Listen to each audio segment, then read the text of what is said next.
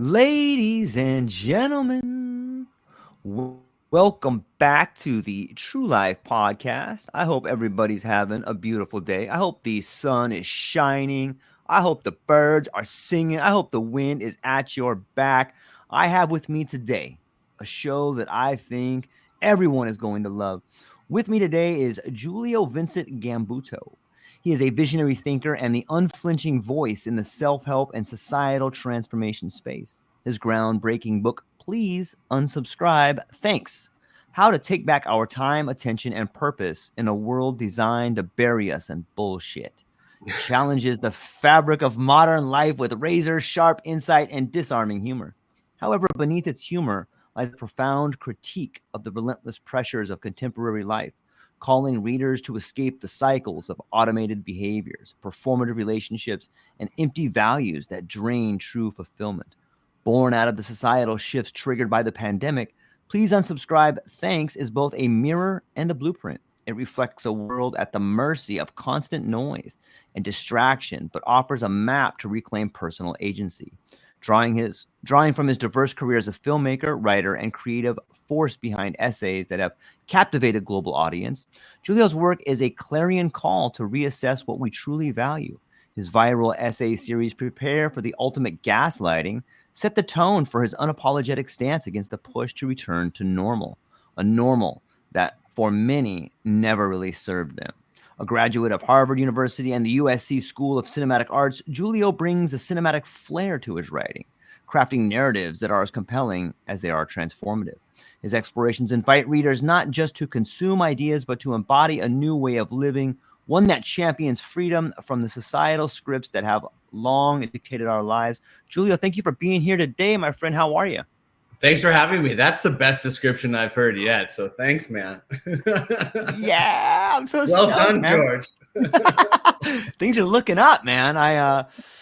Before we got started, it was like I was saying, I really feel that so many people's lives changed during this pandemic. And, maybe that's a good place to start. I'm sure you've been asked this question a million times on a million podcasts, but let's start with the foundation, man. Like, is that what happened to you?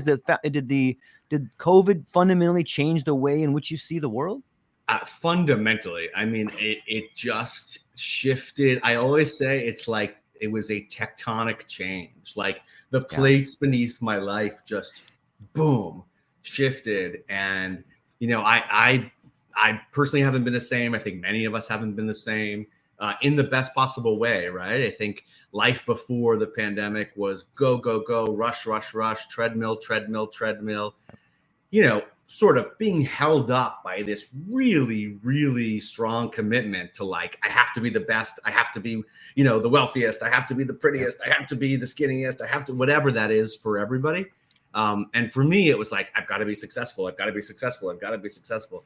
And I think the pandemic just rocked that to the core. And, it's taken a long time, and I'm sort of still in the process of really making the kinds of changes that I call for in the book. But it's really been a journey of like, hey, what are you doing here? How many years you have left on this planet? Yep. You really want to spend it on this treadmill, or do you want to spend it loving, living, and being a part of the world in a good way? So, it really rocked me. I love it. There's no better spokesperson for something than someone who's making those changes in their own life, and I think that is something that's different that you speak to in your book. Instead of being, harassed by these infinite distractions that are constantly screaming your name, you have an opportunity to wake up and do it. Maybe you could talk a little bit about some of the sacrifices you made since the whole COVID rendition. Sure. I mean, for the most part, and it's so funny that you use the word sacrifice, because I sort of, I grew up Roman Catholic, and so we use that word all the time. Right. But in this period, like, it didn't feel like sacrifice. Right. Actually, it has felt so good to let go of so much of the kind of constant pressure, whether it's digitally on my screen in front of me, whether it's, how quickly I think I need to respond to an email, whether it's how much pressure I feel to meet up with certain people, to maintain rather transactional relationships sometimes, to sort of walk around and carry myself with a sense of like, we're all in this together, as opposed to it's about me. What can I get out of this? How can I take? And that's way easier said than done. But I think being aware of it is the first step. And that's really kind of why I wrote the book, was to kind of put pen to paper about that awareness, because the awareness is what shifted during the pandemic. And that's what I want myself and as many people as possible to hold on to, is the awareness that it doesn't have to be this way. You don't have to go back to the madness of it all, and that you're allowed to enjoy life, right? And you can still be a contributing member of society, totally engaged in the world, but you can do it from a position of contentment rather than envy, resentment, pressure, craziness, which is certainly how I lived a lot of my 20s and 30s. So Yeah, I echo that so much. I didn't realize until, through COVID, where I started taking a lot of time off, how much I really hated who I was doing the things I was doing. There's all this pressure on me. And I realized my relationships with my wife and my daughter were, they were shameful. It was shameful. Like, I spent no time home, and I would come home and I'd be in a bad mood, and I would look at my paycheck and be like, I'm crushing this. But in reality, it was like an empty husk, and when you start realizing, like, holy crap, like, what am I doing? Is this really necessary? Like, it blows my mind. And it was one of the first times that I really began to understand the illusion of choice, which brings me to this idea of consumer culture here, that you get into some of these topics in your book. And so, like, consumer culture thrives on the illusion of choice. And, in your opinion, do we ever truly make our own decisions, or are we subconsciously selecting from pre-curated options designed to keep us within societal norms? It's a great question, because it points at this idea of personal responsibility that I think is really important. I've gotten a lot of reader mail from people on email that have said, hey, you take a long time in the book to get to this idea of personal responsibility. You make it seem like, these forces, whether it's, big media, big tech, big brands, big parties, like they're in control and we're just subservient. And, this idea of personal responsibility is got to be more significant in your thought process. And I think it's an important look. It's an important criticism. Sure. But I think what's important about it is that yes, we are all responsible. That's why I wrote the book, is because we are all responsible for the choices that we make every day, and that we've got to understand our power to make those choices and make them differently. Look, when the world shut down, it happened really fast, and we saw immediately what was important to us as a society, what was important to us individually.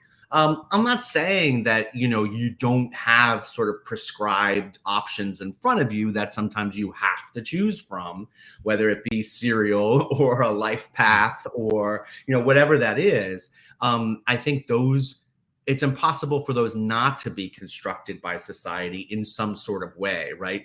My partner is from the former Yugoslavia. I grew up in New York City. Those contexts are totally different, and therefore the choices that they afford us each have been totally different, right? But within that, I think it's important to be making choices.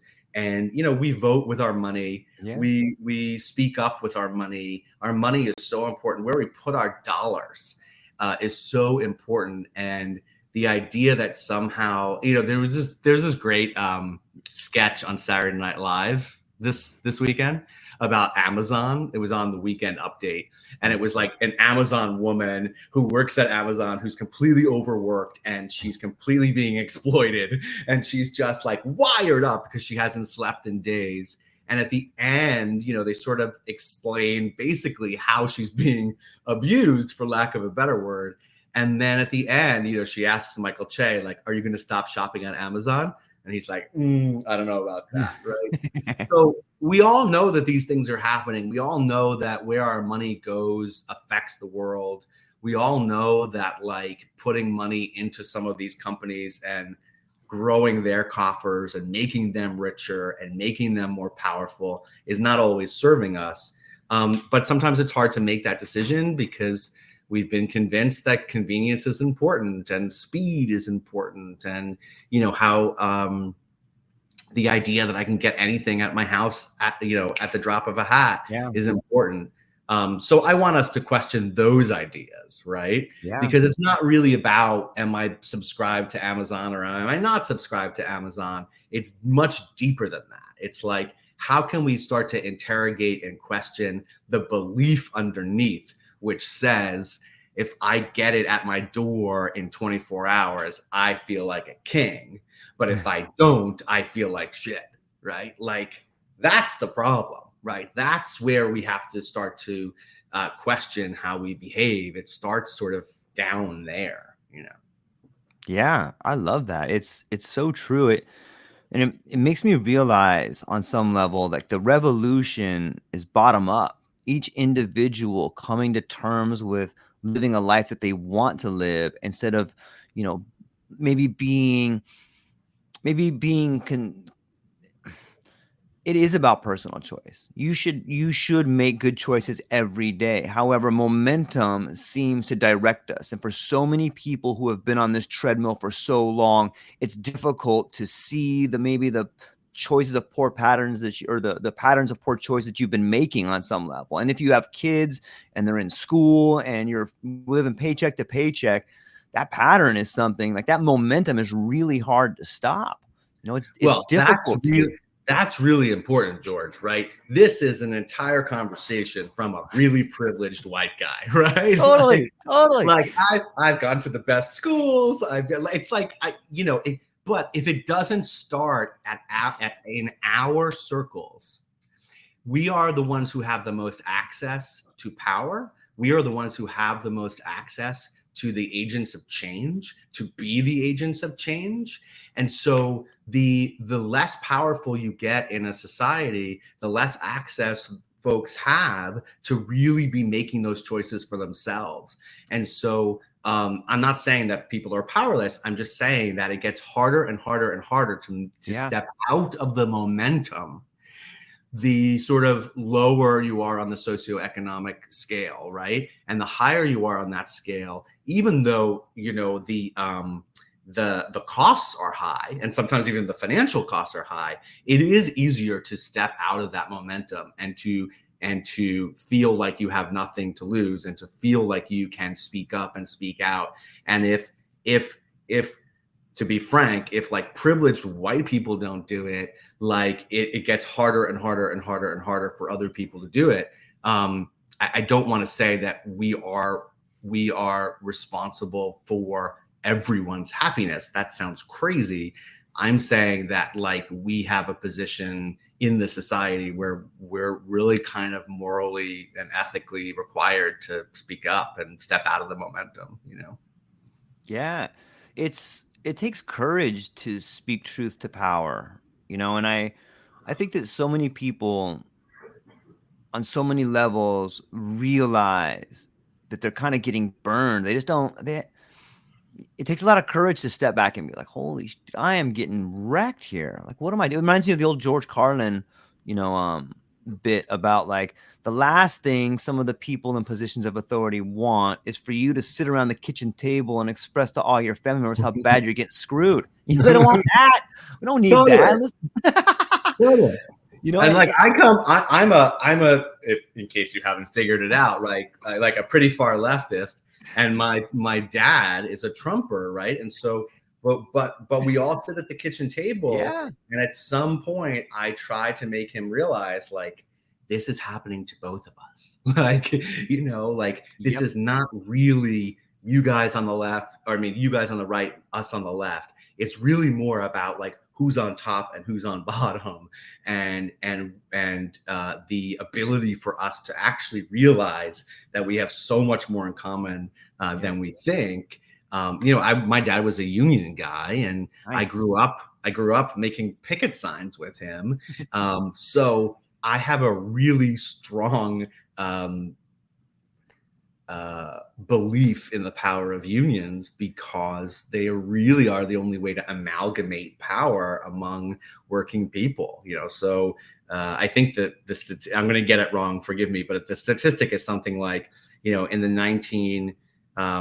40s and 50s, union membership, like 1 in 3 people in the country were union members. And now it's down to like 1 in 11 or something like that. And I don't quote me on those numbers, but it's something very significant. The difference is very significant. Like, our generation really doesn't understand how many people were unionized back in the day. Anyway, to your point about speaking truth to power, I think it's an important exercise. I love it. You're talking to a union guy. I was escorted out of the facility that I worked in for speaking truth to power. And it's amazing to see how similar we are. Like, it doesn't, in my opinion, the left and right, the people are so similar. Like, we have so much in common. Like, we want our kids to go to great schools. We want our families to live a life worth living. We don't want to see our kids. We want to see our families, man. We want a better community to be part of, that we feel as if we're contributing to. We want to be part of the solution instead of a cog in a wheel. And I really think that, much like you said, you sitting at the table with your dad, regardless of who you're voting for, I hope you vote for a better life for all of us. Like, do you see that coming together, that big picture, right? Yeah, it's so important. And I think, to your point too, we want to participate, right? Yes. Like, I think there's a real dignity in participation in the economy. I just wrote this piece for Medium actually a few weeks ago about having been in my partner's hometown and just being able to afford a jet ski ride with our nephews, a boat ride with our nephews, which there, because of the difference in the economy, is a very affordable activity. Here would cost me $500, $600 to like take my nephews out on a boat for a few hours, right? But here it's a huge luxury, and there it isn't. And so I think there's a real power in I think that what we really want is the dignity of participating in the economy. We want to be able to take our kids to a baseball game and not have it cost $300. We want to go out to the movies. We want to go to restaurants. We want to go on vacations. Those might seem like privileged things, but they were such a part of the fabric of the middle class for so long, and those things are disappearing. And I think that that's what people are angry about. They're angry. They're not saying I need 3 Teslas in the driveway, right? They're saying I want to be able to send my kid to college without it breaking the bank. I want to be able to, do and participate in sports without the worry that I'm going to break my hip and I'm not going to have the right insurance and I'm going to get a bill for $1 million, right? It's just the dignity of taking your family out to dinner and being a part of the economy that we really want, at least that I want. And I think a lot of people do, Yeah, those are great points. It's interesting too when we look at COVID, or we look at the way we're targeted by certain types of, sellers or companies, or, we're targeted all day long by different advertising firms. And I'm curious to get your thoughts on this targeting. On some levels, I'll never forget when my dad came to visit me. He was telling me, George, listen, you gotta get there's a big case of what was he talking about? There's a big case of something going around. You got to get this thing. And I was like, what? Where did he hear that? I never heard that. But then I went into the room where he was, and he just had like Fox News on blast, and he was repeating a commercial verbatim to me. And I remember thinking like, oh wow, this is targeted to this particular audience. Okay, what's targeted towards me? Like, isn't it interesting the level of influence that goes into targeting certain demographics of people? And I think that's where most people are unaware of how Yeah. sophisticated those systems really are. Yep. So, George, I remember being an intern at People Okay. magazine in the year 1999, and I was working specifically for People in Espanol, which was the Spanish language version of People. And I will never forget being in the conference room where they were trying to figure out what to put up on the website. And they decided that they were going to scan a postcard. You know those postcards that just fall out of magazines, or used to just fall out of magazines Yeah. and say, like, subscribe for $1 or whatever. And they were going to scan it and put that image up, and you could call the toll-free number if you went to the website and saw that image. We've come a long way since 1999, right? And I think in 25 years, I'm not sure people understand how far we've actually come, right? That's where we started, where nobody knew what to do with the web and Right. knew what to do with the internet. And then we moved to a place where you could communicate on the internet and I could reach you with a message. And that was revolutionary, right? But then we moved to a place where the biggest businesses in the country and the biggest banks in the country figured out how to put the marketplace into that equation. So remember, Facebook didn't have ads. Facebook didn't say, click here to join Weight Watchers because you just saw a picture of your really skinny friend from high school and she's still skinny and you're not, right? That was not a part of the original plan, right? But it has evolved in this way. And we are to a point now in 2024, 2025, where advertisers can select demographic information about you, not just are you married, are you not, what's your household income, but like what you believe in, what your relationship is to FOMO, what your relationship is to class and to socioeconomics, meaning, how do you view high-end luxury brands? Are you kind of susceptible to those messages or not? Every time we click on the internet, we're giving more and more information to these systems to evaluate how they can then reach us better. So it's no joke that, like, I Googled colon cancer, and then suddenly I'm getting ads for colonoscopies or ads for, right? That's basic, right? The targeting systems are that much more savvy and that much more sophisticated. And, if you talk to business people, they'll just say, well, that helps their businesses be efficient. And that helps their businesses to grow and to reach their market and to make customers happy. I don't think it's done from an malicious perspective necessarily. I don't think it's done in order to purposefully abuse or exploit.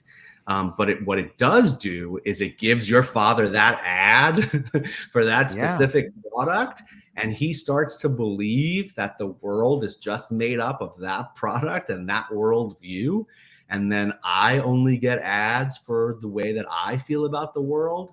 And then our worldviews start to go further and further and further apart, to the point that, when my dad and I sit down at the table, he just says the opposite of what I say now. It's like I say Kamala, did X, and he says Kamala did Y, and I say Trump did X, and he says Trump did Y, and it's like, you just said the opposite of what I said. We're just watching news and information in a complete bubble. And the idea of the bubble is not new, right? But I do think that it's important for us to realize that, these systems do get more and more and more sophisticated. And if you add AI into it, you're getting even more sophisticated. So. Yeah, it's really well said. And when, it's interesting that we think, in this example, I use my dad as a consumer of information from a particular site, and he becomes something. And you spoke about the sophistication of targeting mechanisms from big corporations. But if we could just peel back that onion one more layer, What about the doctor? Like that guy's also being targeted by specific individuals to promote certain things. Like it goes pretty high up the food chain when you start looking at the way we're all consumers, regardless of your profession. And if it seems to me the truth becomes really relative. And like that can we even move forward when nothing is true enough or when things are only true enough? It is the question of the day, right? It really is. I could not give you a satisfying answer because I think it is the question on most people's minds. Right. Where do we go from here? Yes. We are past the point of a post-truth society. We are in completely uncharted territory. We are at the point where we can have completely different experiences. There's this great book that I talk about in my book called "Winning the Story Wars," and it really is. The author talks really about whoever controls the storytelling controls the future, and that could not be more true than right now. Because the storytelling apparatus has kind of fractured and everyone's able to tell whatever story they want and present a view of reality that is uniquely theirs, and attract huge followings online. And there's plenty to say about sort of the value of that. You sort of eliminate the gatekeepers, you eliminate this sort of concept of the elite who's controlling information. But what you do is you sort of open it up to anybody now to be able to put anything out into the information ecosystem and to have people believe it and follow it. I mean, I was looking at a report yesterday about this idea of the ABC whistleblower that has blown up online in certain circles. It was one tweet from an anonymous account on Twitter that has since disappeared, apparently. And this thing has been picked up and picked up and picked up. And now JD Vance is talking about it and Trump is talking about it and all sorts of people are talking about it. That happens on both sides of the equation, right? It is not just on the right. It happens across the ecosystem that this piece of information, right, which back in the day would probably have been vetted 3 or 4 times before it made its way into the media, just makes its way. And I think what that calls on us to do, George, is to just become more savvy, become more aware, become more learned and intelligent about how these things work, so that we can call out bullshit faster and that we become much more aware and can point at things and say, what's the source of that? Where is that evidence and data actually coming from? And we've got to be able to do that on a much more like a quicker basis and a much stronger, from a much stronger perspective, probably in ways that we just haven't done it before. Yeah. I'm curious to get your thoughts on, it seems to me like that's exactly what's happening with the younger generation. Like I had my niece and nephew over yesterday and they're just scrolling through stuff, but it's so fast. Like the very hint of a commercial is like, beat it, beat it, beat it. Like they're so fine tuned to like bullshit. Like they're not paying attention to. It's like, nope, nope, nope. Like on some level, do you think that what's maybe happening is sort of like attention evolution in real time? Like, are we somehow becoming more aware of the relationship between imagery, linguistics, and feeling? I'm gonna send that question. I gotta turn off my camera for just a moment. So carry that, and I'll be right back with you. But I can hear everything. I just need to shut this down for a technical issue. Go ahead. Thank you so much. To answer your question, I am actively studying it myself with my nieces and nephews, right? I'm not a social researcher. I'm not a scientist, but anecdotally, I watch my nieces and nephews and I want to understand sort of how this works for them, what they're taking away from it, what they find interesting, what they want to click on, what they think is bullshit and what is not. And to your point, I think that they are aware, and that evolution is happening in real time, that they are aware that there's a lot of nonsense on there, right? But what I've noticed is that they will scroll through the nonsense, but then they'll get to the thing that they are really looking for. So for example, my niece will then stop on a Sephora ad. And she and her cohort of 12-year-olds, 13-year-olds are obsessed with makeup from Sephora. I think what they're not yet savvy about is that is a intentional ad campaign, right? That they have been sort of hooked into this entire information bubble about makeup and cosmetics and appearance and Sephora, to the point that my niece asks for Christmas for her own, makeup refrigerator in her room. So there's yes, I think that there is a learning happening on the fly in the moment.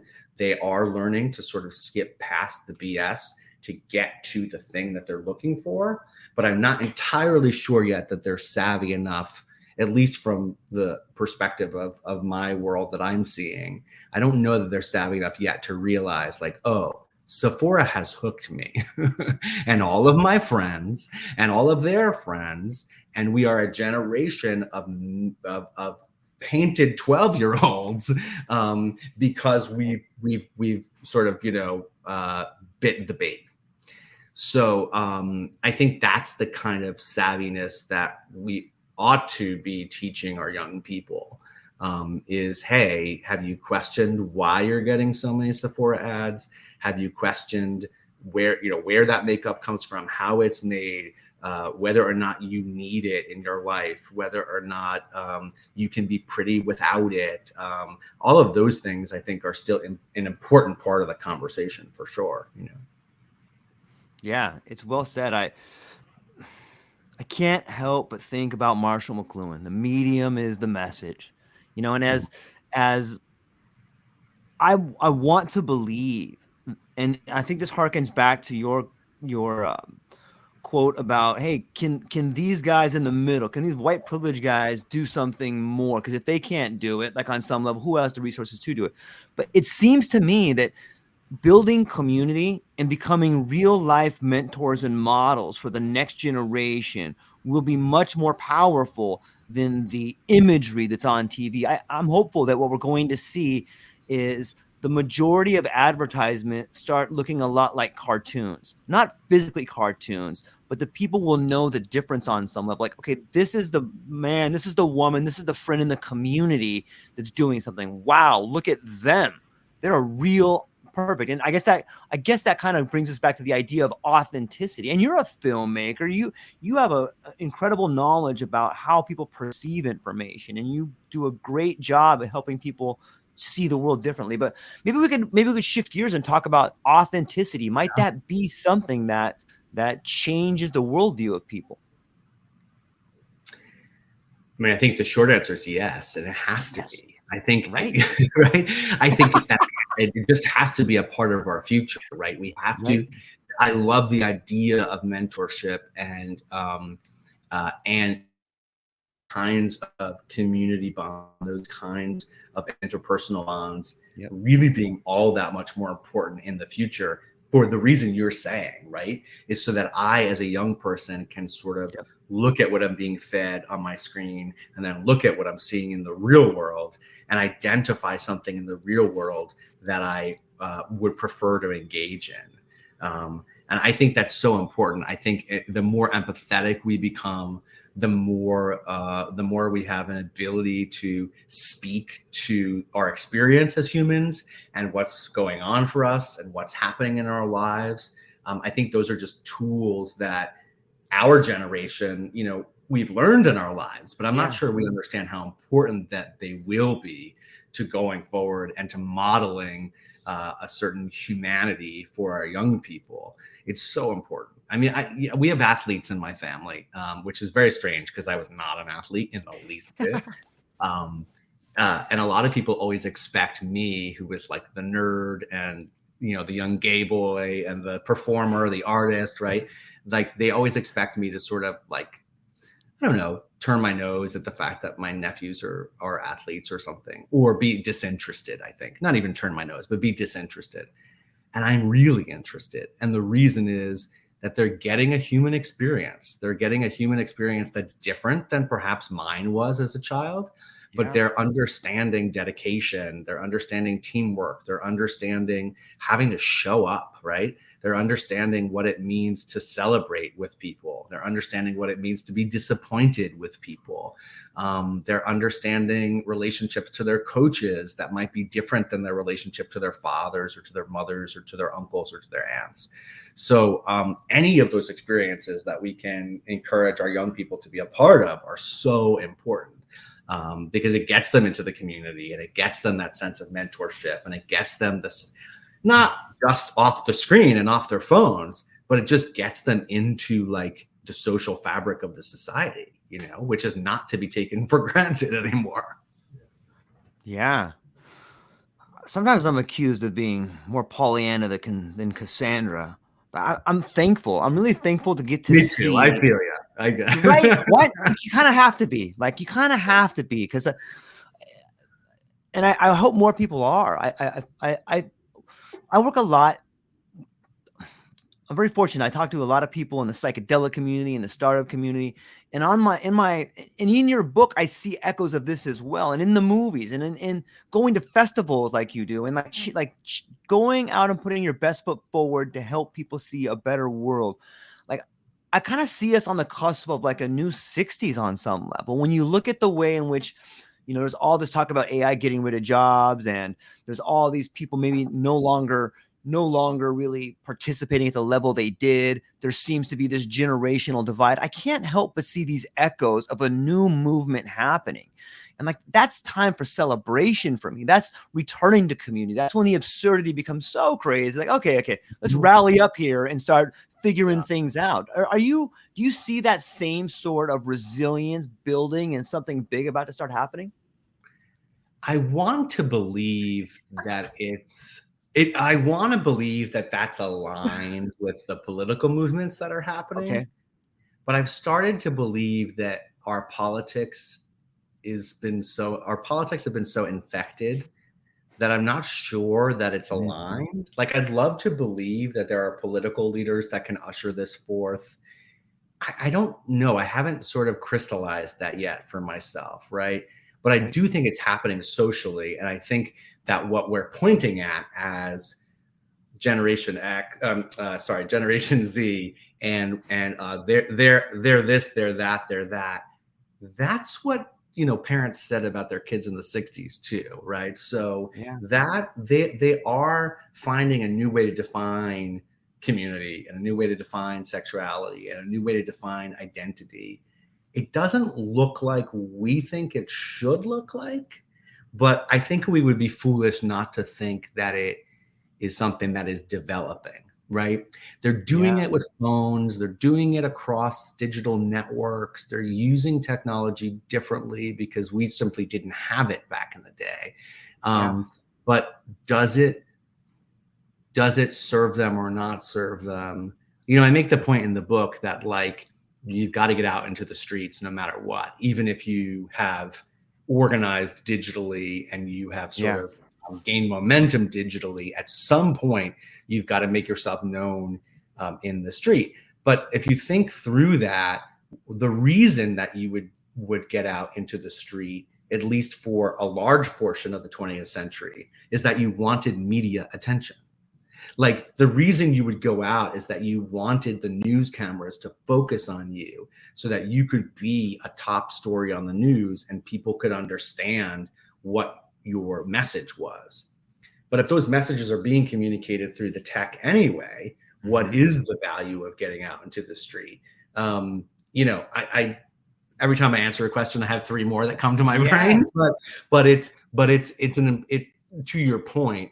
I think that there is some sort of movement happening. It's just not something we recognize to be similar to the ones that we've known in the past. Yeah, it's well said.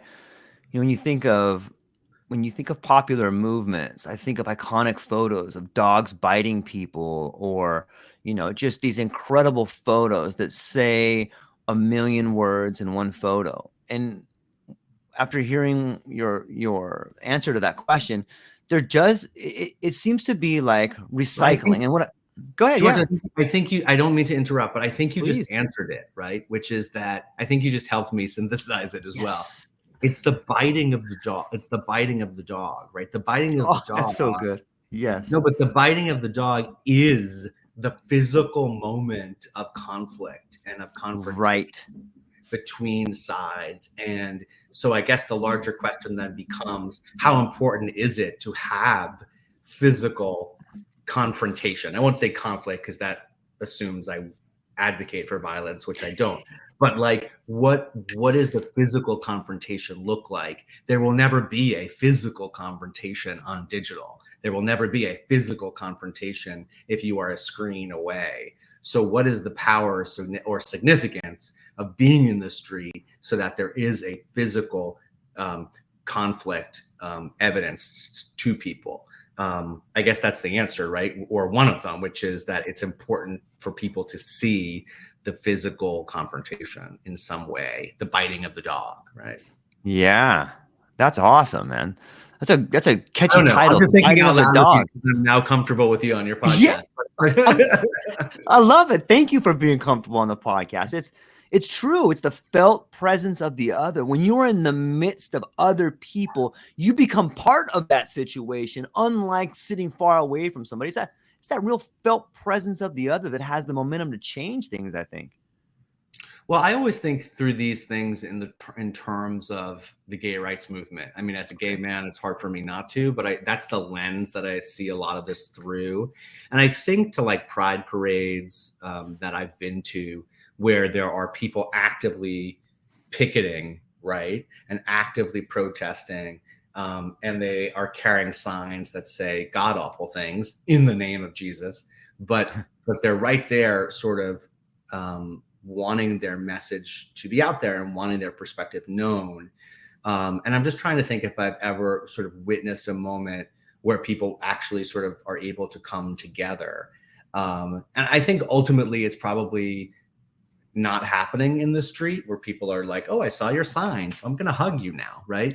But it's a momentum that's built, right? It's, I saw that sign and then I saw that message again. And then, that conflict has brewed and brewed and brewed. And maybe now that's going to force me to sit down at the table with someone who doesn't believe what I believe and actually have it out. I'll stop there because I'm just thinking out loud. But No, it's awesome. I'm glad you are. It makes me sometimes I think it's what we're witnessing right now, like this incredible polarity and this extremeness, is the unrealized dreams of the death of the boomer class. On some level, like, is what we're seeing out like a fourth turning? Is it like, hey, here's all these people that may have come to the end of the mortality experience and they are waking up going, holy crap, you know what?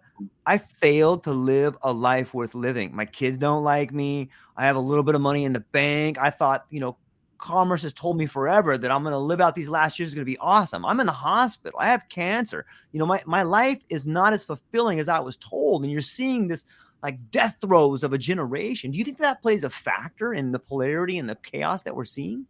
Dude, I love you. This is great. I It could takes talk one to about know this one. all day. Is it the unrealized dreams of the boomer class? That's great.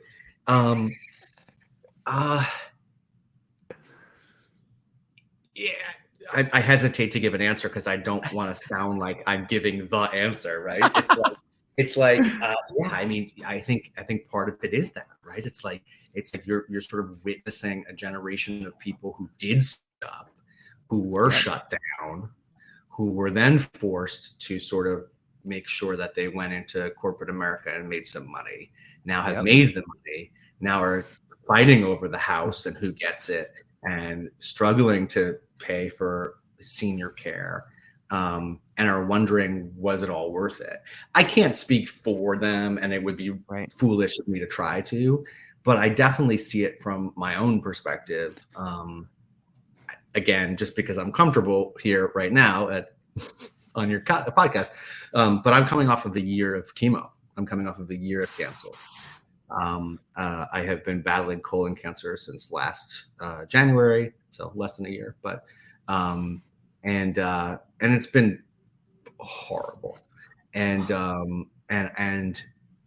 I think understanding how our healthcare system works from the inside now, understanding how cancer works from the inside, understanding the threat that one feels to their life when you get in bed at night with your partner or without them and wonder how long you have left. I have been incredibly lucky that the prognosis is good, but for so many people, that is not the case. I have been incredibly lucky that my insurance has covered everything and I've been well taken care of. For so many people, that's not the case.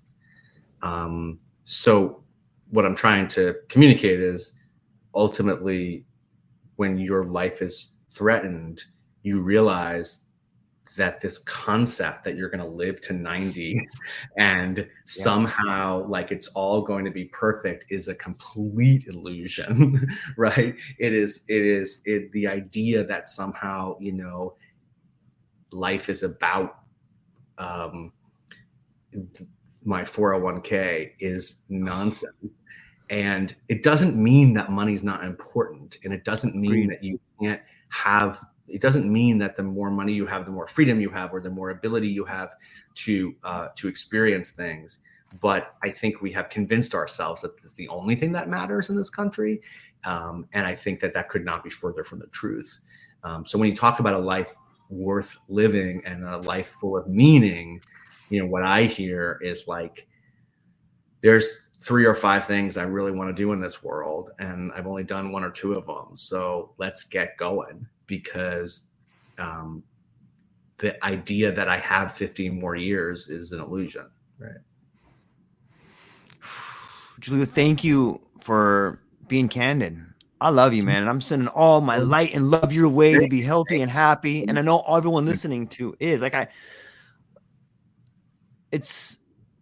think we need more of that. Like, you know, I was speaking with a death doula the other day who echoed so much of what you're talking about. And I think on some level, what you just did right here and what we can do more of is sort of this rite of passage. Like, you know, when I spoke to this death doula, I was like, what are people saying? Like, you were sitting with people who know, like, hey, I'm moving on. And what are they talking about? And she goes, well, George, I'll tell you what they're not talking about. They're not talking about going to Costco. They're not talking about buying a Tesla. That doesn't matter. They're saying things like, I wish I was a better husband. I wish I was a better mother. I wish I was a better individual. I wish I had better relationships. And like that is the sort of learning experience that I want everyone in my audience to understand, is like you are here, and I can thoroughly understand what it's like to not have health insurance. I can thoroughly understand what it's like to not know how you're going to make it next month. I get it. And that is a lot of anxiety. But guess what? Can you embrace the idea of uncertainty for a day? Can you do it for 2 days? Because once you begin coming uncomfortable with that idea of uncertainty, whoa, aren't the flowers brighter? Wow, you smell the crisp air out there? Whoa, are those ducks? What kind of bird is that over there? You know, my wife smiles. She has 25 different smiles. Look at that. You know, I mean, can you help us understand your relationship with uncertainty? Like, how did you embrace that, man? You spoke a little bit about it, but maybe you can help people out. Oh my gosh. I mean, it's all completely related to everything we've talked about with respect to the pandemic, right? Because I think this concept of certainty was so a part of my DNA before the pandemic, right? I think it was a part of all of our DNA, right? We, especially as Americans, sort of believe that the world is a certain place. The world is a safe place. The world is a solid place, at least on our shores. And that whatever it is that we want, we will get. And there's so much arrogance to that perspective, right? But it is how we have been sort of bred and grown and taught that the world is ours for the taking. And I think that there is just that what the pandemic did was I'll speak from my perspective, was rock my life so much and so hard that I don't know that I'll ever believe again that in certainty in the way that I did before, right? Meaning that like all the things that I sort of imagine my life will be full of are not guaranteed, right? And so there's an entitlement to certainty, there's an arrogance to certainty, there's a real lack of there's a selfishness to certainty. Like certainty sort of overlaps with so many sort of not very attractive or traits. And I think when you kind of realize that none of it, you're not entitled to any of it. None of it's guaranteed to come to you. You could die tomorrow and the world would just go on. People would mourn you and then they would get back to their life. That's a hard nut to crack and a really hard moment to come to.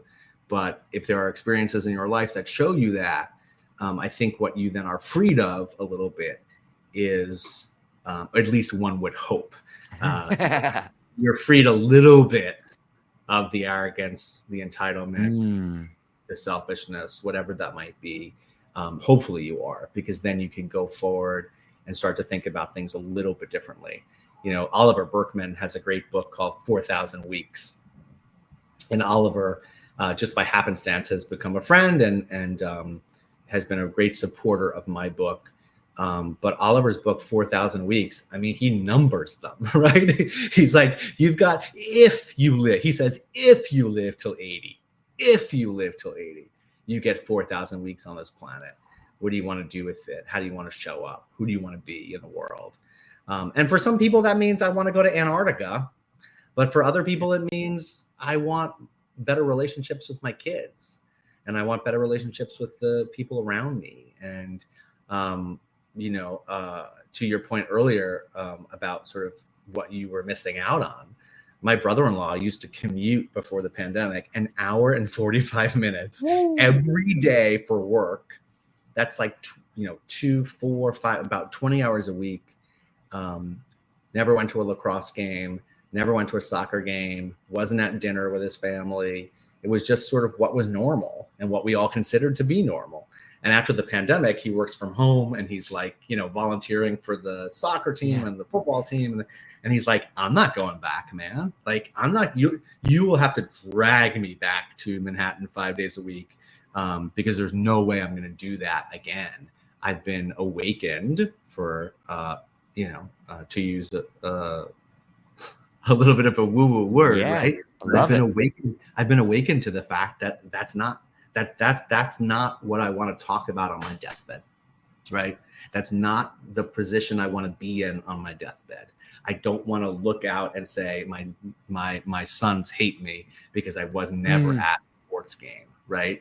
I want to look at them and go, oh my God, I remember the winnings, the winning shot of that championship game, and I was there with you, Right. Yeah, that's what I remember. I stood up and I spilled my soda all over you because I was so excited when that happened. You know what I mean? Like, that's what you want. Like, yeah.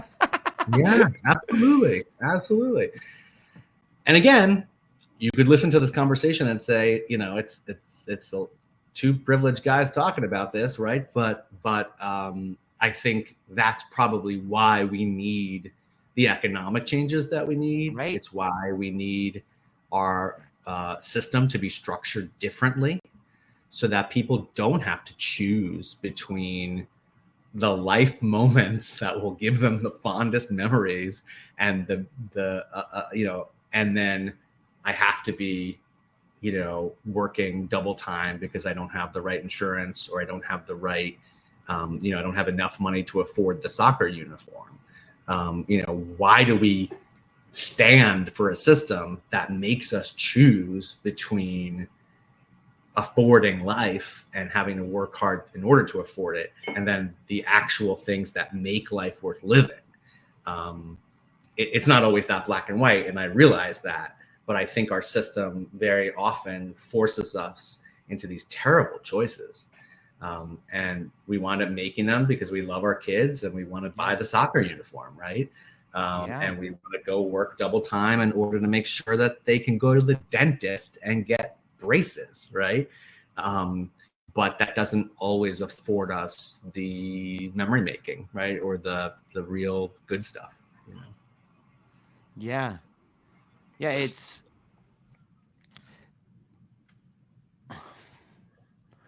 You know, it takes, we've used the word sacrifice or privilege, but it takes giving up things in order for people to have, it's the biting of the dog. Like, you have to give up this perceived idea of what you think is special. And you know what? Maybe you made the wrong choice. It's very possible. Very possible. You look, I made the wrong choice, but it's only in letting go of these ideas, these preconceived notions, this idea of security, this idea of certainty, this naive idea of certainty that's been given to us. And it's only in that letting go, though, that you can really begin to experience what it means to have a meaningful life. And I guess there's a strange paradox here that, like, there's all these, the propaganda or the messaging that comes to us. It tells us on one hand to be distracted all the time. We're distracted. On the other hand, it's like, fear the change. Like, I'm kind of bird walking here, but this idea of awareness, like, is it something that more people like your brother-in-law are waking up to? Like, it's so glaring once you see it, you can't unsee it, right? Like, it's like, oh, I'm aware of that now. And I don't know. What do you think? I don't know that more people are seeing it. I'd like to think that they are. I think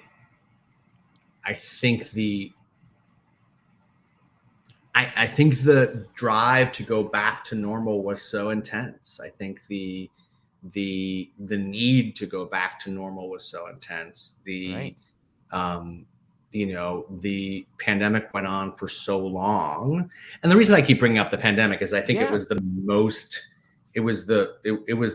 it gave us the most opportunity, right? It gave us the most opportunity to be awakened, if you will, to see that for what it was. And so I think a lot of experiences can teach you that. And I think a lot of moments in life can illuminate that for you. And I keep joking that, like, I didn't need cancer. I already had the pandemic. Yeah. My eyes were open. I didn't need to open them again. But I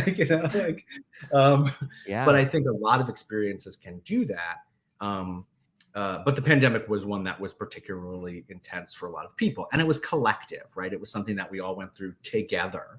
And so, it's one thing for me to say, oh, my cancer has taught me X, Y, and Z. And then my friend says, oh, that's nice that it taught you that, right? We didn't go through it together, but to go through this collectively over the worldwide population, right? That is just so much bigger than our brains can fathom, that like 8 million people went through this collective trauma together. That was really illuminating. So I think, to your question, I think that, I would like to think that people are carrying that forward. But I think the pressure was so strong to let it go and go back to normal. I think there were bills to be paid and mortgages to be paid and kids to go back to school. And I think people learned a lot, but whether or not they can put it into practice now in their life can be a challenge. And that's quite honestly, George, why I wrote the book, is I wanted it to be a blueprint for people who remembered that they wanted to make some sort of change, remembered that, oh my God, I did see things differently. How come I can't hold on to that? And offer them something that was a bit of a roadmap, if you will, for how to get back to that and how to really make those changes, and how to go forward, whether it's small things or much larger and deeper things. I wanted to kind of catalog it and chronicle it in a book so that people and myself had it. And so that now, as we get further and further away from this massive collective experience, there's a reminder that it was real, right? Like what we saw was real, what we experienced was real. And the permission we gave each other to make changes was real. And I think that that permission has gotten eroded now. And we're sort of just like, hey, got to get back on that treadmill. Got to get back on that treadmill. The economy's bad. Got to get back on. Got to get back on. And I want people to know that they don't have to, and that they can. Part of a life full of meaning and part of a life worth living is a life that's examined, right? And like one that you take the time to, if you have the time and you can create the time, to step back and reevaluate some of it. They say old habits die hard and calluses grow back quickly. What are some tools or some techniques, like when people hear normality calling back to them, hey, George, 40 hours, 60 hours, buddy, come on, man. It's free insurance. Come on, man. It's not that bad. Like what are some techniques and tools that you use to remind yourself of, like, hey, I'm not going back to that abusive relationship? Like what do you do to the person that hears normality calling back to them? I've thought a lot about this, and because, you know, in the process of writing a book, especially one like this, that's going to live in the self-help aisle or lane or shelf, you know, very naturally your publisher and your editor are saying, you know, give people takeaways. What is it that they, you know, give people actionable steps. And so I use the word practical and tactical all the time, right? Like practical and tactical strategies. But what I've come to sort of realize is that, you know, my life experience on a day-to-day as a engaged man in New York City who's a writer is very different than a single mom in Missouri who picked up my book because her friend told her about it. So a lot of those takeaways I tried to make as universal as possible. I promise I'm coming to a point.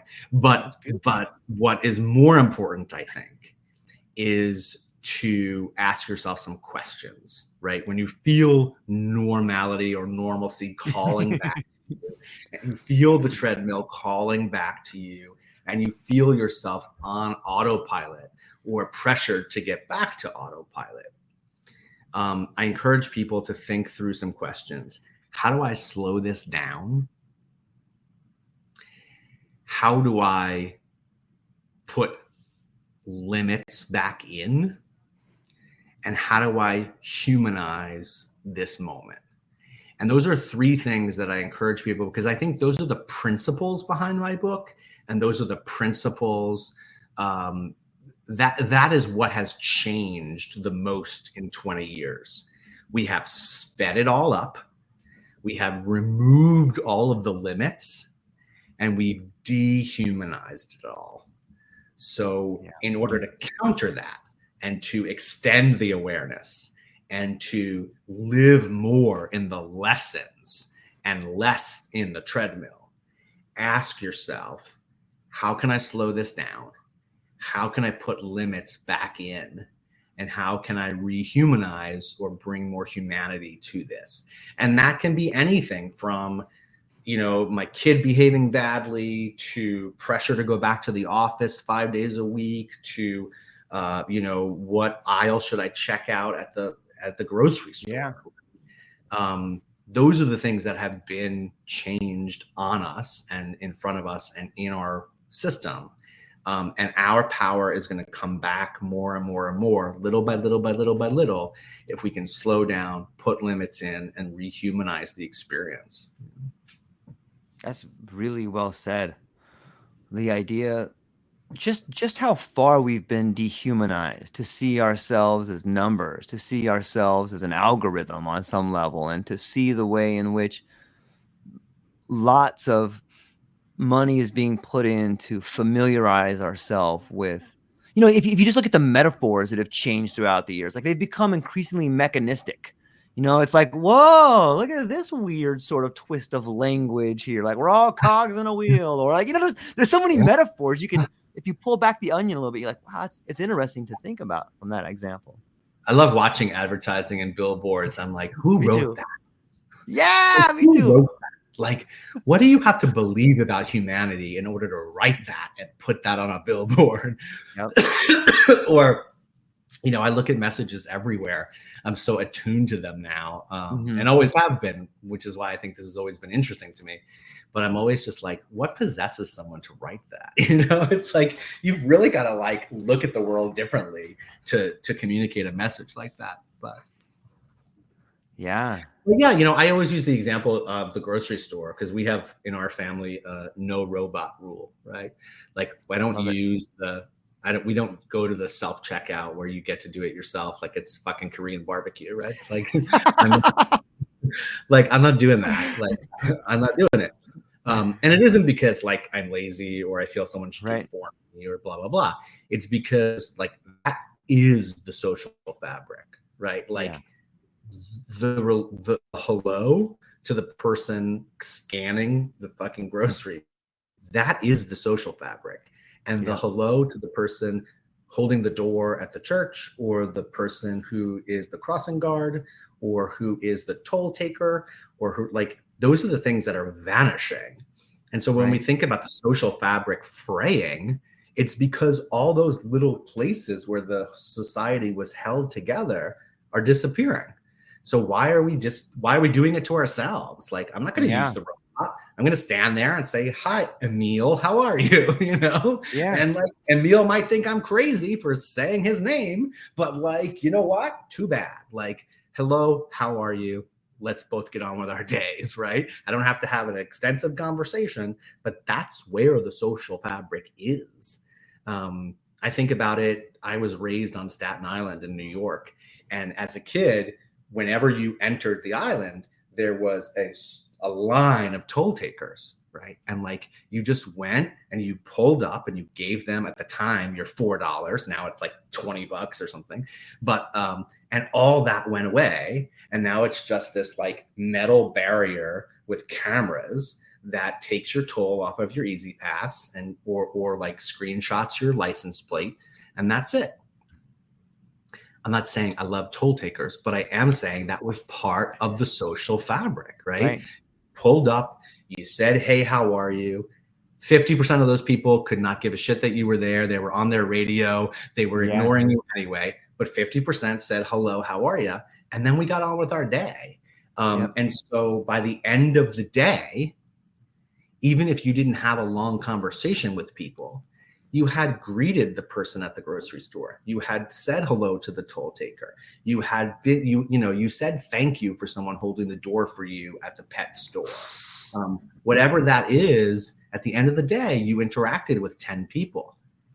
Multiply that by 300 million across the society, and that's a lot of social interaction that is disappearing, So, I don't think big tech is evil. But I do think that we are being, the society is being changed in very small ways constantly. And we have to kind of fight back. And to me, fighting back is saying hello. Yeah, it's a brilliant point. What effect does, 3 million thank yous a day have on the cognitive awareness of a planetary society? Like, I mean, doesn't that mean like we're all more thankful if we use that word once a day? Exactly. Exactly. Yes, I think it does. Me too. And I'm not Brene Brown. I don't have the survey to show you. I don't have the data to show you. But I think that it does. I think you would be silly to not think that that's true. Of course. I don't know how you would think that that's not the case. We are 300 million people in America. And if you eliminate that gratitude and you eliminate that, that sense of grace from our day, where does that leave you? I'll tell you where it leaves you. It leaves you with a generation of children who don't know how to say please and thank you. And I realize that I sound like my grandfather, and I don't care.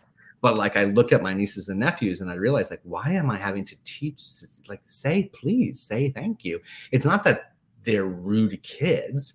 It's that they don't have the practice of it. right? They don't Yeah. they don't have the practice of it. They need new sneakers. They go on their phone. They have their mother approve it, and it's ordered, right? They don't have the practice of going into a shoe store and saying, "Can I try an 8? Can I try an 8.5? Thank you so much." And I'm going to Yeah. try them on. Oh, this doesn't work. Let me get you another one. Thank you for getting me the other one, right? Like that's an entire social interaction that has been completely eliminated, right?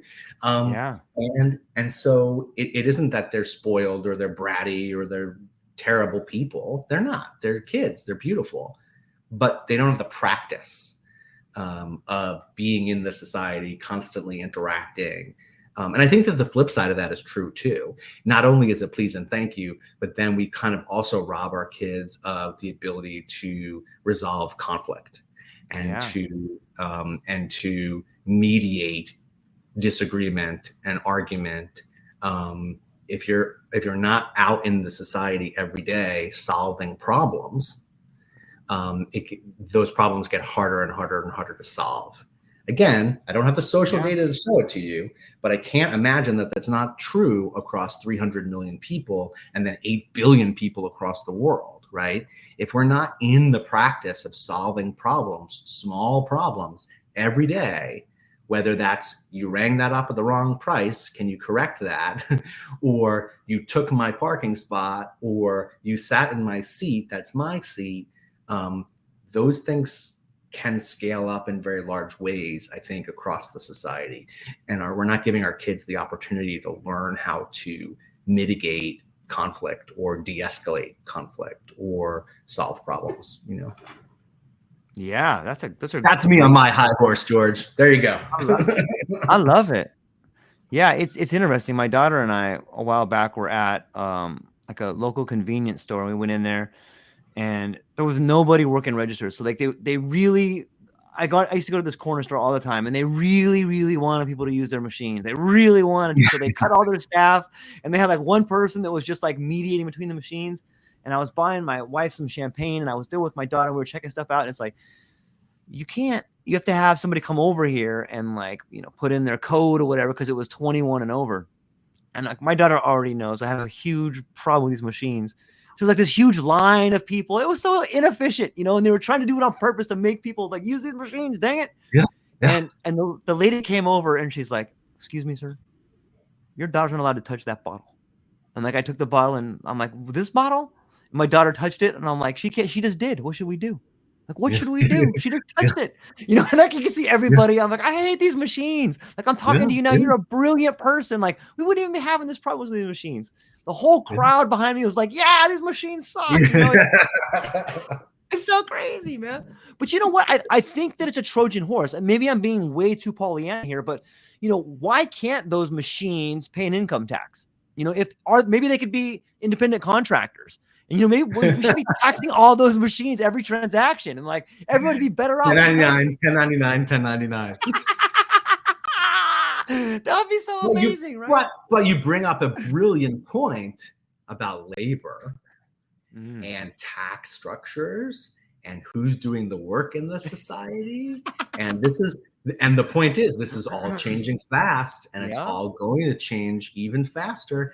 And you add AI to it, and you add advanced technologies, and these things are going to change and change and change and change. So the question becomes, who are the people writing the rules for the policies around this? Who are the people writing the rules for how these things are supposed to function? Right. And my answer in the book is big corporations are writing the rules, right? They're the ones getting you to click on your subscription. They're the ones getting you to agree to how this is all going to work and function. And that's not really the representative that we need, right? That's not really where the policy making should be happening. The policy making should be happening at a government level with people who are actual public policy makers. But of course, as we've seen, that has problems of its own, right?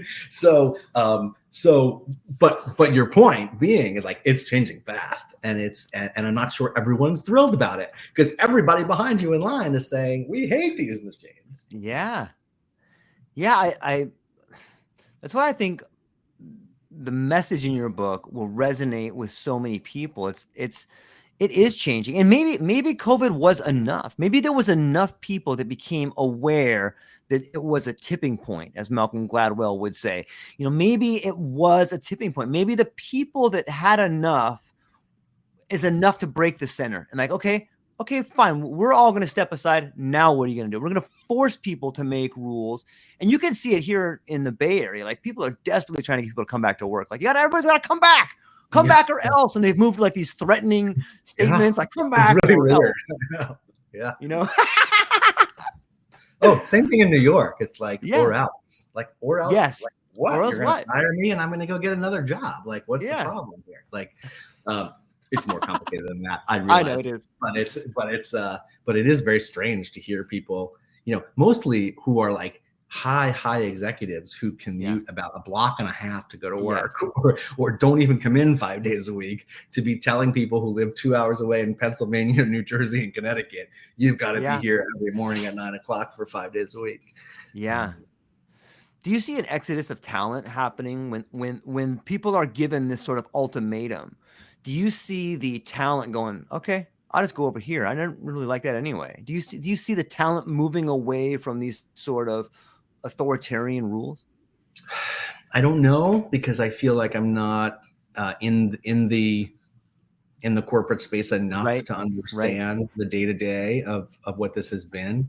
I do know that we sort of went from what was it called? The great resignation. The Great Resignation. Thank you. From the Great Resignation to the other day, the New York Times reported about the Great Stay, which is like people are now like staying in jobs, and so other people can get to them because of the staying. So you think people have sort of found new jobs. Now they're not really willing. After the election, people will feel like they have more clarity about what's coming, and they'll feel more empowered to make changes. But isn't that the rich soil of a good economy, that people do change, that people can shift jobs, that people can move around? I have my opinions about it, but I'm not an economist. So. No, I value your opinion, and I think we're in the midst of sort of a bread and roses type revolt where. What you're seeing playing out in the media is like, oh, yeah, you guys want to stay home? Oh, yeah? Watch this. We're going to fire all of you. Now what are you going to do? Yeah, we're like, now what are you going to do? All right. We're going to actually go work for the startup over here that actually cares about the community. I'm going to volunteer at the community center. And they're like, what are you talking about? Or I'm going to work for myself. And like, that's what I'm seeing specifically in the, like, I can speak specifically about the entertainment world because that's my day to day. But the entertainment world, you're just seeing this bleeding happening at the major studios of talent, of money, of viewership, of also most metrics. You're seeing this bleeding happening, and to some that's welcomed, to some it's not. But what the major change is, you're seeing. I think the number is now that like there were 700 TV shows on the air. Now there are 300 because the studios have cut back. It used to be that there was like 80% of production across the United States was done in Los Angeles. Now it's down to 40%. That's a really tough number for Los Angeles to swallow, and for the community of artists and production people to swallow. Because don't forget, for every face that you're seeing, there's like 100 crew behind them working really hard every day to bring you that show. Those people are suffering in a major way right now because production has been cut so much out west, and has been moving around the country and been changing, not only around the country, but it's been moving around the world as well. So when you talk about talent bleeding out, that's definitely happening in the entertainment business. And now the entire business is shifting. It used to be that like 5 years ago, you'd be like, okay, great. Like you should do a podcast, or you should go on YouTube, or you should go, now it's like, you have to do those things. And they become sort of your proving ground. And then at some point, it's not even about jumping to the studio system. It's about just like, I can go direct to consumer. I can go directly to my audience. I can go from my laptop in my house directly to the people I want to speak to. And I don't even have to deal with Hollywood, Los Angeles, or that entire monster. I can just go directly. There are benefits to that, and there are costs to that, and there are risks to that, of course. But I think there is certainly that is happening in the entertainment and media world, where even independent journalists are now saying, hey, I'm not going to necessarily put up with the rules that you're giving me. And these are very highly paid journalists. Yeah. Look at Katie Couric, right? Who left the corporate system and now has her own newsletter and her own channel across social media. She's making money. She's getting her message out, and she's not having to be told what is the right way to do it, what is the wrong way to do it. She's a seasoned journalist who's able to go direct, excuse me, I'm fitzing with my shirt, who's able to go directly to her audience. And that is a mind-blowing possibility. If you had thought about this 20 years ago, 30 years ago, who would have thought that would be possible? But it's absolutely possible. Yeah, when you say it like that, I can't help but think of the times we live in as sort of a generational shift in coming to love yourself, or like living a life worth living. Like, and I wish people would work as hard for themselves as they do for other people or other companies, seriously. Right? It's beautiful to think, and maybe this is what it takes. Like, maybe all of this is necessary. Maybe this is what it takes for people to go, you know what? I love myself and my family way more than I love that company. I should be working as hard for me and them as I do for these other people that don't really care too much about me. Do you think that maybe that's what this is like, hey, we are becoming collectively more aware of what it means to live a life worth living? I hope so. I really do hope so, because I think that we've never before had as many tools to make it possible. We've never before had the awareness to make it possible. Yes. When my dad and my grandfather look at my life, they're like, "What do you do all day long?" It's like, do you have a job? Like, what? And I'm very fortunate, and I've worked hard, but I've also been very privileged in the fact that, like, this is the world I've grown up in. Like, I can make a living from my laptop, and it's my life, and it allows me so much freedom and so much. Such an ability to focus on and be part of the things that are really important to me.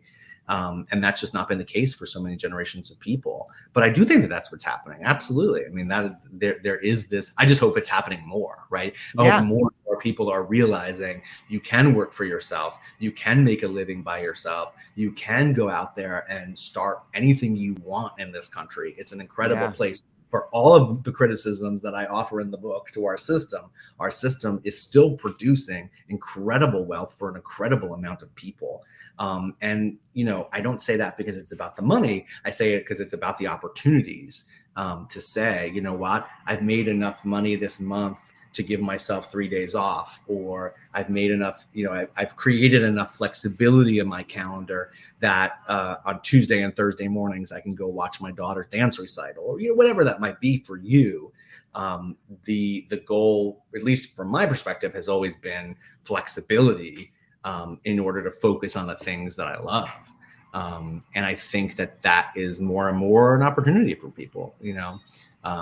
It takes a lot, though, right? Like, from working independently, it takes a lot of inner fortitude to be able to say, I'm going to step away from that model, and I'm going to step away from all that model offers me, and I'm going to forge into this really weird forest where I don't know where the path is, and it gets dark at night, and I'm not really sure where the health insurance is coming from. And but the good news is you figure it out, right? You figure it out. You take one step, and then you take the next step, and it starts to illuminate itself.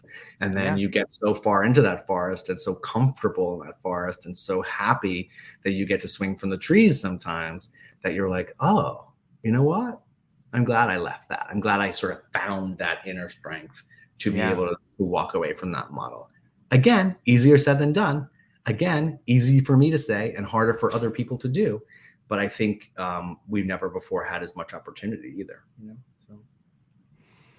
Julio, that is beautiful. I think that That's beautiful. And I think that that is the message that I hope people resonate with, and not only resonate with, but I hope it's contagious. And I think that that's a big part of what your book and your experience is showing people to do, is to live this life worth living, man. But as we're coming up here, you've been really, really gracious with your time, and I'm really thankful for that. And I hope Thank it's the you. first of No, many conversations that we continue to have. But before happy to. I let you go, yeah, me too. This is great.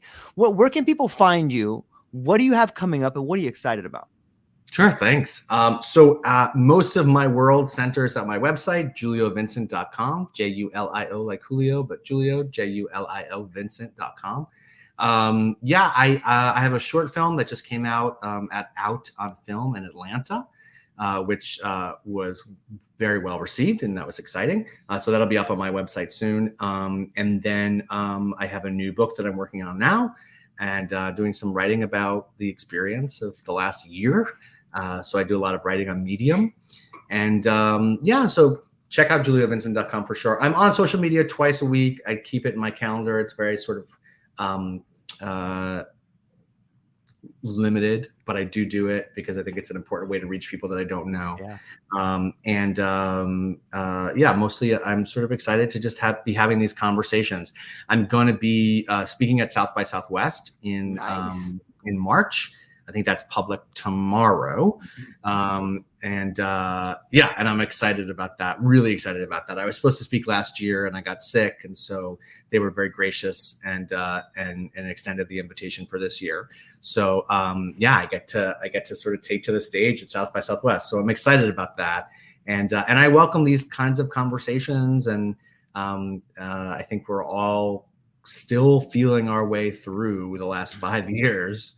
And, you know, I don't know that all of us always have the answers, but at least we can share experiences and kind of help each other through. So that's so awesome. You're going to crush it, man. And I would encourage everybody within the sound of my voice, whether you're listening to us live right now or you're listening tomorrow or 7 years from now, go down to the show notes, check out Julio's book, check out his writings.